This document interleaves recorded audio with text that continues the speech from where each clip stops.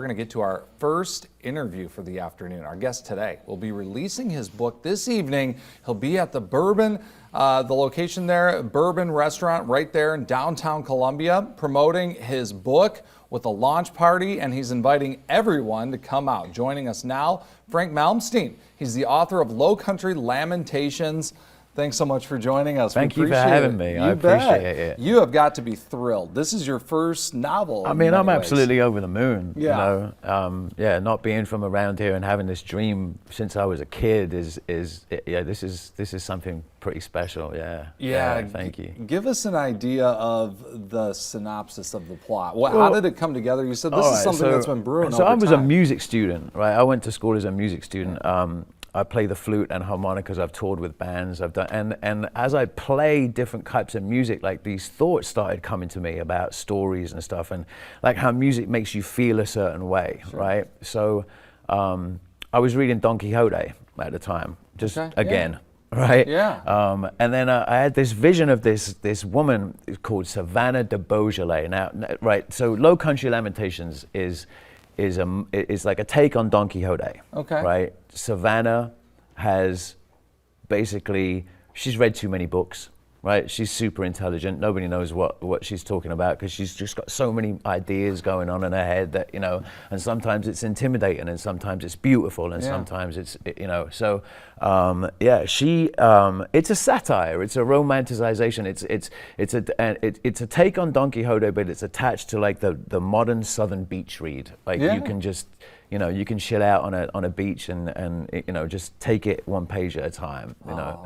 That's awesome. So it's a Southern drama in many ways. Yeah, pretty much. It's a story of Savannah and her brother, her twin brother, Chicken John, who has tragically gone missing. So she hasn't been in the US for a while, and she's found out that Chicken John is actually back in the US and he's living in Charleston, South Carolina. So she enlists lots of people to come and help her find her brother. All right. Yeah.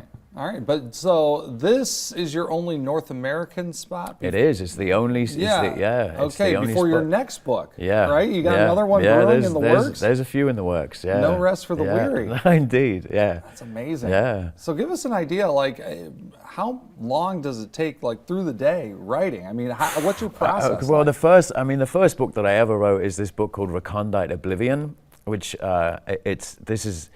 it's literally 200 pages of the same sentence, believe it or not. And it came to me because like I've toured with a lot of rock bands and I've been to a lot of famous people's houses and been in their libraries and wondered how many of those books on those shelves have they actually read, you know, and how many are just like an ornament, right? So I started this thought that I would just write a book with one sentence, and the sentence is, this is an ornamental book and should not be used for any other purpose. And then I repeated that sentence time after time after time, and then it just got more and more boring, I guess. So I tried to punctuate it and make the sentence different every single time for 200 pages. Some days it took me a day to write 7 sentences. Sometimes I wrote none. Sometimes I wrote 20. But it was So basically, we wrote this book that is just an ornament. You just love playing with words. Yes. Oh, that's awesome. All right. Well, that's so fantastic. And give us an idea of what this is benefiting here. There's a reason behind all this. I mean, there's words are everything, right? I want people to understand that they can do anything they want to, right?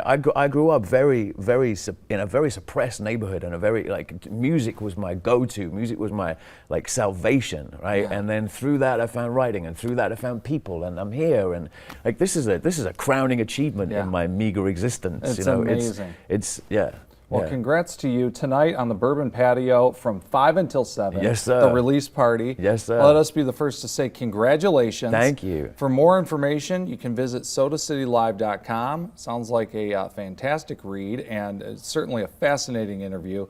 We appreciate it so much, Frank, and best of luck to you.